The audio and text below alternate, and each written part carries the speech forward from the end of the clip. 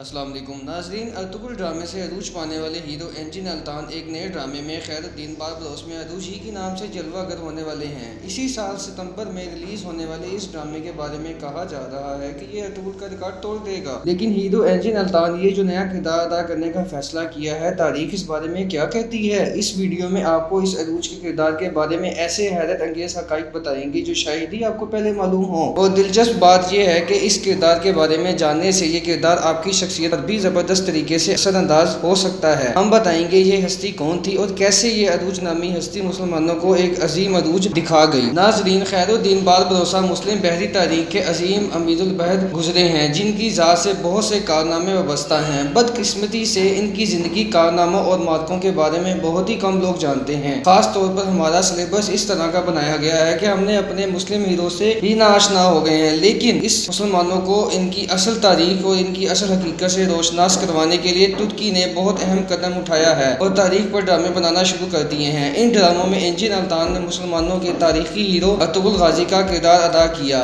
نہ کہ عثمان غازی کا۔ عثمان غازی کے بارے میں تو ساری دنیا جانتی تھی، لیکن ارطغرل کے بارے میں بہت کم لوگ جانتے تھے۔ اسی طرح اس نئے ڈرامے میں یہ ہیرو عروج رئیس کے کردار ادا کرنے جا رہے ہیں، کیونکہ ڈرامے کے مرکزی کردار خیر الدین باربروس کے بارے میں تو دنیا پہلے ہی بہت کچھ جانتی ہے، لیکن عروج کے بارے میں بہت کم لوگ جانتے ہیں۔ اب ہم آپ کو بتاتے ہیں کہ عروج رئیس کون تھا اور اسے لوگ ہیرو کیوں مانتے ہیں۔ اس کا نام عروج رئیس تھا، جس کو عروج باربروس بھی کہا جاتا ہے، جو وہ بابا عروج کے نام پر مشہور ہوا۔ عروج شروع دن سے بہت بہادر تھا اور اپنے بھائی خیر الدین کے ساتھ ڈیلی میں قیام پذیر تھا۔ جب مسلمانوں کی تاریخ کے ایک عظیم ترین سلطان فاتح نے اس علاقے کو فتح کر لیا، عروج کا باپ بھی سپاہی تھا، جبکہ یہ خود بھی سپاہی بنا۔ اس کے باپ کے پاس سالنیکی کے ہمسائے میں ورداد کے علاقے میں زمین تھی، جو اسے سلطان فاتح کے حکم پر اس جزیرے میں رہائش پذیر ہونے پر عطا کی گئی۔ یاد رکھیں، یہ 4 بھائی تھے۔ اسحاق سب سے بڑا ہے، پھر عروج، پھر خضر یعنی خیر الدین اور پھر الیاس۔ خضر یعنی خیر الدین اور عروج سمندر کے سفر کے شوقین تھے۔ انہوں نے ایک کشتی لی اور اس کے ذریعے سمندر میں تجارت شروع کر دی۔ عروج طرابلس کا جانا تھا، اس نے اپنے چھوٹے بھائی الیاس کے ساتھ ڈیلی سے طرابلس شام کا رخ کیا، لیکن عروج طرابلس شام تک نہ پہنچ پایا۔ راستے میں ان کا ٹکراؤ روڈس جزیرے کے نائٹ سے ہوا۔ دونوں گروہوں کے درمیان سخت معرکہ ہوا، جس کے نتیجے میں اس کا بھائی الیاس شہید ہو گیا، جبکہ کفار نے ان کشتیوں پر قبضہ کر لیا اور عروج کو اپنی کشتی میں قید کر کے زنجیروں میں جکڑ کر روڈس لے گئے۔ جب یہ خبر ڈیلی پہنچی تو خیر الدین بے حد غمگین ہوا اور بہت زیادہ رویا، لیکن اس کے ساتھ ساتھ فی الفور اپنے بھائی کی رہائی کے لیے کوشش شروع کر دی۔ اس کا ایک کافر ساتھی کریگو جزیرہ روڈس کے ساتھ تجارت کرتا تھا۔ اس نے اسے اپنے ساتھ کشتی میں لیا اور اسے اپنے ساتھ لے کر بورڈرم چلا آیا اور اسے کہا، آج تمہاری دوستی کا علم ہوگا، یہ 8000 اقجا لے لو اور میرے بھائی کی رہائی میں میری مدد کرو۔ روڈس جاؤ اور وہاں جا کر حالات کا جائزہ لو، میں بورڈرم میں تمہارا انتظار کر رہا ہوں۔ لیکن اس نے دھوکہ دیا اور روڈس کے نائٹس پر سارا راز کھل گیا، جس پر روڈوسیوں نے عروج کو زیر زمین ایک کوٹری میں بند کر دیا تاکہ اس کی رہائی کے لیے کوئی بھی کوشش میں کامیاب نہ ہو سکے، اور اسے پہلے سے زیادہ تشدد کا نشانہ بنانے لگے۔ اس کے ہاتھوں، گردن اور پاؤں میں بیڑیاں ڈال دیں، صرف اتنی ہی خوراک دی جاتی جس سے اس کا رشتہ سانسوں کے ساتھ قائم رہ سکے۔ عروج اس مشقت کو بہت زیادہ برداشت نہ کر پایا اور اس کوٹری کے افسر سے ملاقات کی خواہش کا اظہار کیا۔ اس نے ملاقات کے لیے بلایا۔ افسر پوچھنے لگا، تم کس لیے آئے ہو؟ جواب آیا، مجھے یہ سزا دے کر تم کیا حاصل کرنا چاہتے ہو؟ اے ترک، میں جانتا ہوں تم نے کس طرح 800 دینار کے بدلے اپنی جان بچانے کی کوشش کی۔ تیرا بھائی خیر الدین رئیس دنیا کے مال متاع کے ساتھ بورڈرم میں تمہاری رہائی کا منتظر ہے۔ تمہارا کیا خیال ہے؟ کیا ہمیں اس کا علم نہیں؟ یا احمق ہیں تم؟ کیا چاہتے ہو؟ اپنی آزادی کے لیے میں تمہیں کتنی رقم دوں؟ تم کتنی دے سکتے ہو؟ اپنی جان کی کیا قیمت لگاتے ہو؟ میں اپنی جان کی قیمت رومیلی کے جو تمام محصول اور نازول میں دیے جانے والے تمام ٹیکس کے ساتھ ساتھ 1,00,000 دینار تمہیں ادا کروں گا۔ اے مجنون، اپنا استہزاء جاری رکھ، عنقریب تم اپنا انجام دیکھ لو گے۔ اس گفتگو کے بعد اس کینہ پرور افسر نے قیدیوں کے رئیس سے پہلے سے زیادہ سختی کرنے کا حکم دیا۔ عروج اس صورتحال سے بہت گھبرا گیا۔ ایک رات اپنی کوٹری میں تنہا روتے ہوئے گڑ گڑا کر دعا کرنے لگا، اے رب، تو ہی عاجزوں کے لیے کشادگی پیدا کرتا ہے، چنانچہ اپنے اس کمزور بندے کی مدد فرما، مجھے ان ظالم کفار سے جلد رہائی عطا فرما۔ عروج نے یہ رات انکساری کے ساتھ دعا کرتے گزاری، یہاں تک کہ بخار کی شدت سے گر پڑا اور تھکاوٹ کی شدت سے نیند اس پر غالب آ گئی۔ اس دوران اس نے خواب میں ایک روشن چہرے والے بزرگ کو دیکھا جو اسے کہہ رہے تھے، اے عروج، اسلام کے راستے میں پہنچنے والی تکلیف سے غم زدہ مت ہو، بس تمہاری رہائی بہت قریب ہے۔ عروج یہ خواب دیکھ کر انتہائی خوشی اور فرح سے بیدار ہوا۔ اس کے غم چھٹ چکے تھے، سینہ کھل چکا تھا۔ اس صبح روڈس کے تمام کپتان جمع ہو کر عروج کے بارے میں مشورہ کرنے لگے۔ ان میں سے ایک نے کہا، سمندر کے حالات متغیر ہوتے رہتے ہیں، آج عروج ہے تو کل ہم ہوں گے۔ میرے خیال میں اس ترک کے ساتھ اس تشدد کو جاری رکھنا درست نہیں۔ اس بنیاد پر انہوں نے عروج अरूज को इस तंग कोठरी से निकालकर एक कश्ती में कैद किया, जहां वो कैदी की हैसियत से चप्पू चलाता। इसके बावजूद वो कहता, समुद्र की सतह पर चप्पू चलाना मेरे लिए ज़ेरे ज़मीन तकलीफ उठाने की निस्बत बहुत बड़ी नेमत थी। या रब्बुल आलमीन, अल्हम्दुलिल्लाह, मैंने फिर से दुनिया का चेहरा देख लिया और फिर अरूज की रिहाई का वक्त आ गया। हुआ कुछ यूं कि शहजादा कुरकत नतालिया का वाली था। इनकी ये आदत थी कि हर साल जजीरा रोडस के नाइट से 100 तुर्क कैदी खरीद कर अल्लाह के रास्ते में आज़ाद करते। इस साल इन्होंने अपने हाजिब को रोडस कैदियों का फिदिया अदा करने के लिए भेजा। रोडोसियों ने इन कैदियों की छांटी की और इन्हें इस हाजिब के सबूत कर दिया। इस मुआहिदे के तहत ये तय था कि इन कैदियों को रोडस की कश्ती में भरकर अंतालिया के सवाहिल तक ले जाया जाएगा। अल्लाह रब्बुल इज़्ज़त की तकदीर ये कि कैदियों को मुंतकिल करने के लिए इस कश्ती का इंतखाब किया गया जिस पर अरूज कैद था। अरूज की कीमत के पेश नज़र रोडोसियों ने इसे इन 100 कैदियों में शामिल नहीं किया था जिन्हें आज़ाद किया जाना था, लेकिन अरूज रईस खुले मिजाज का आदमी था और बहुत सी ज़बान में गुफ्तगू कर सकता था, बिलखसूस रोमी ज़बान पर इसे बेमिसाल अबूर हासिल था और अक्सर औकात वो रोडोसी कप्तानों से बातचीत करता रहता था जो इसकी कश्ती पर आते जाते रहते थे। एक दिन कप्तानों ने अरूज से कहा, ए तुर्क, तू बड़ी मीठी बातें करता है, बिलखसूस हमारी ज़बान पर तुझे काफ़ी महारत है, तूने इस्लाम में क्या पाया? आओ हमारे दीन में दाखिल हो जाओ, हमारे दरमियान तुझे बड़ा मकाम मिलेगा। इसने इनकार किया। इस पर कप्तानों ने तकब्बुर इख्तियार किया और कहा, देखते हैं तू कैसे बचता है। एक दफ़ा रोडोसी कश्ती अंतालिया के करीब एक वीरान जगह पर लंगर अंदाज हुई जहाँ शहजादा कुरकुत का हाजिब और इसके साथ 100 कैदी उतार दिए गए। इन्हें वहाँ छोड़ दिया गया। इस रात मुखालिफ हवाएं चल रही थी। रोडोसियों ने इसकी वजह से सुबह का इंतजार करने का फैसला किया। फिर जहाज से छोटी कश्ती उतारी और मछली के शिकार के लिए निकल पड़े। इस असना में शदीद तेज तूफान आ गया। कश्ती इसकी वजह से जहाज तक वापस ना आ सकी, चनाचे वो साहिल से दूर ही लंगर अंदाज हो गए। अरूज ने इस मौके से फायदा उठाया। शदीद तारीकी छाई हुई थी। तारीकी की शिद्दत से कोई एक दूसरे को ना देख सकता था। अरूज ने अपनी बंदिशें खोली और समुद्र में बिस्मिल्लाहिर्रहमानिर्रहीम कहते हुए छलांग लगा दी। तैरता रहा यहाँ तक के साहिल तक पहुँच गया। साहिल पर पहुँचकर इसने सजदा शुक्र अदा किया और फिर पैदल सफर शुरू कर दिया। यहाँ तक कि एक तुर्क बस्ती पहुँचा, वहाँ इसकी खातिर तवाज़ा की गई। दूसरी तरफ रोडोसियों को बहुत गुस्सा आया। अरूज ने उस बस्ती से मडीली का रुख किया। 3 दिन बाद वो अनतालिया पहुँचा। इस दौरान सुल्तान मिस्र ने इसकी शोहरत के बारे में सुना और इसे पास बुला लिया और इसे हिंदुस्तान की तरफ जाने वाले बेड़े का कायद बना दिया। रोडोसियों को इल्म हो गया कि अरूज सुल्तान मिस्र के बहरी बेड़े का कायद बन चुका है। चनाचे वो इसका खात्मा करने के मौके की ताक में रहने लगे। जब इन तक इसके पास आने की इत्तला मिली, इन्होंने एक बड़े बहरी बेड़े के साथ इस पर हमला कर दिया। अरूज रईस को सूरत हाल की संगीनी का इदराक हो गया। चनाचे वो अपनी तमाम कश्तियों को निकाल कर खुश्की की जानिब ले गया और अपने जहाज रानों के हमरा उस्मानी अराजी में दाखिल हो गया, जहाँ से इन्हें इनके इलाकों में लूटा था। जबकि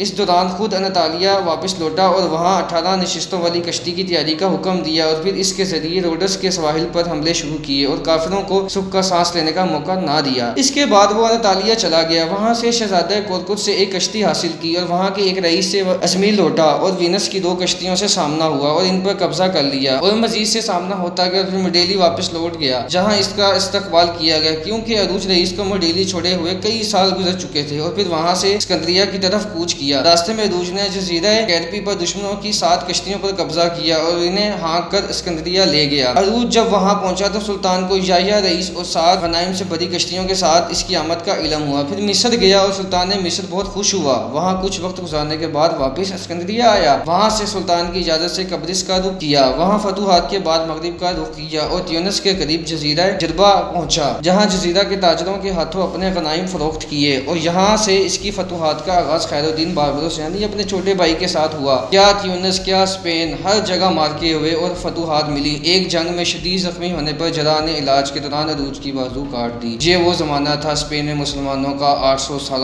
दौर खत्म हो चुका था। स्पेन के काफिर ईसाई हुक्मरान मुसलमानों पर जुल्म और सितम के पहाड़ ढांते थे। वहाँ के मुसलमान खुफिया मसाजिद में जिन्हें जेर ज़मीन तामीर किया जाता अल्लाह की इबादत करने पर मजबूर थे। स्पेनियों ने तमाम मसाजिद को तबाह और नजर आतिश कर दिया था और अगर किसी नमाज पढ़ने वाले या रोज़ादार को पकड़ लेते तो इसे और इसकी औलाद को शदीद तशद्दुद का निशाना बनाया जाता और आग में जलाकर मार डालते। इस दौरान अरूज और खैरुद्दीन ने बहुत बड़ी तादाद में मुसलमानों को कफात के हाथों से निजात दिलाई और इन्हें अलजायर और त्यूनिस मुंतकिल किया। एक दफ़ा अरूज ने इरादा किया कि शादी करके मडेली में रिहाइश इख्तियार की जाए, लेकिन जल्द ही वो अपनी इस सोच से बाज आ गया, क्योंकि समुद्र के लिए इसकी मोहब्बत हर चीज़ की मोहब्बत पर गालिब थी, बल्कि इसके नज़दीक इसके बराबर कोई चीज़ नहीं हो सकती थी। वो एक दफ़ा खैरुद्दीन के साथ मडेली का रुख कर बैठी और फिर वापस त्यूनिस भी आए। हत्ता कि इस्तांबुल استنبول کا رخ کیا، لیکن یہ بھی ایک نئے دور کا آغاز تھا۔ زندگی ابھی بہت بڑی تھی۔ وہاں سے سلطان کے حکم سے نکلے، راستے میں اسپین کے قبضے میں بجایا قلعہ فتح کیا اور اسپین کو ایک عبرت ناک شکست دی۔ اس کے بعد الجزائر کے مسلمانوں نے مدد کے لیے پکارا تو عروج ان کی مدد کے لیے نکل پڑا، جو ایک خونریز جنگ تھی اور الجزائر کی تاریخ کی اہم ترین جنگ تھی۔ اس جنگ میں مسلمان شہداء کی تعداد 300 تھی، جنہیں دفن کر دیا گیا، جبکہ کفار بہت زیادہ تعداد میں مارے گئے، لیکن عساکر اسلام غالب رہے۔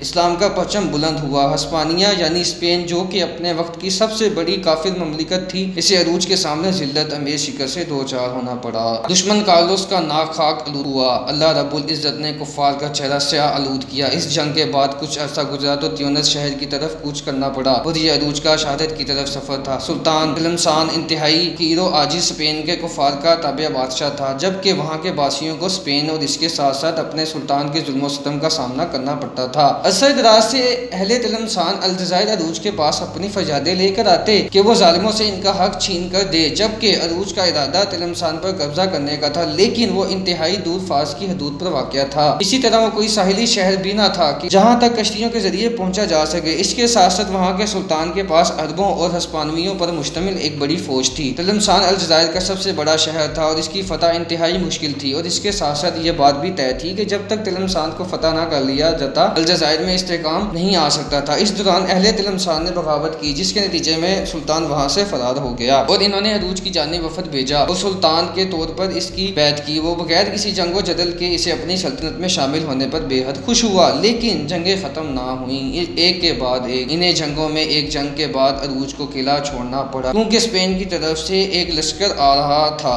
ایک جنگ میں وہران کا حاکم 30 سے 40 ہزار کے لشکر کے ہمراہ عروج کی جانب روانہ ہوا اور نئی جنگ شروع ہوئی۔ جنگ کے بعد فیصلہ ہوا عروج قلعہ چھوڑ دے گا، جس پر کفار کو اس سے بے حد خوشی ہوئی، کیونکہ ان کا مقصد مذاکرات میں طے شدہ باتوں پر عمل کرنا نہیں تھا، بلکہ وہ عروج اور اس کے ہمراہ موجود ساتھیوں کا قلعے سے نکلنے پر خاتمہ کرنا چاہتے تھے۔ عروج اپنے ساتھ موجودہ سپاہیوں کے ساتھ قلعے سے نکلا، جن میں سے اکثریت یا تو زخمی تھی یا بھوک کی شدت اور طویل عرصے کی مسلسل بیداری کی وجہ سے شدید تھکاوٹ کا شکار تھی۔ ان کے موجود اسلحہ اور ذخیرہ ختم ہو چکا تھا۔ ابھی انہوں نے تھوڑا ہی رستہ طے کیا تھا کہ ہسپانوی فوج کا ایک دستہ، جو کہ 15 سے 20 ہزار سپاہیوں پر مشتمل تھا، ان کا سامنا ہوا۔ اس لشکر کے سالار نے انہیں کہا، اپنا اسلحہ ہمارے حوالے کر دو، کیا تمہارے لیے اتنا ہی کافی نہیں کہ تمہیں زندہ سلامت واپس جانے دیا جائے؟ عروج نے جواب دیا، اسلحہ تمہارے حوالے کرنے سے موت زیادہ افضل ہے۔ ہم موت سے نہیں ڈرتے، انسان ایک بار ہی مرتا ہے، لیکن اس کا نام ہمیشہ باقی رہ جاتا ہے۔ اس طرح سے یہ معرکہ شروع ہوا۔ ترک سپاہیوں نے کفار کے خلاف اپنا دفاع شروع کیا۔ عروج اپنے سامنے آنے والے ہر کافر کو کاٹ رہا تھا، لیکن ہر حملے میں بہت سے شہداء گرتے۔ ترکوں کی تعداد 300 یا 400 افراد سے زائد نہ تھی۔ میرا بھائی اور اس کے ساتھ جو موجود سپاہی دریا تک پہنچے اور دریا عبور کرنے کا ارادہ کیا۔ نصف ترکوں نے دریا عبور کر لیا، مگر ہسپانوی انہیں آ لینے میں کامیاب ہو گئے۔ عروج اپنے ساتھیوں کی پکار کو برداشت نہ کر سکا، جو اسے مدد کے لیے بلا رہے تھے۔ وہ ان سے ایک والد کی اولاد کی طرح محبت کرتا تھا، چنانچہ اس کے لیے واپسی کے علاوہ اور کوئی چارہ نہ تھا۔ عزم کا تقاضا یہ تھا کہ وہ اپنے ساتھ موجود سپاہیوں کے ہمراہ جان بچا کر الجزائر کا رخ کرتا اور پھر اپنی قوتوں کو مجتمع کر کے اپنے بھائیوں کا انتقام لینے کے لیے دوبارہ واپس آتا،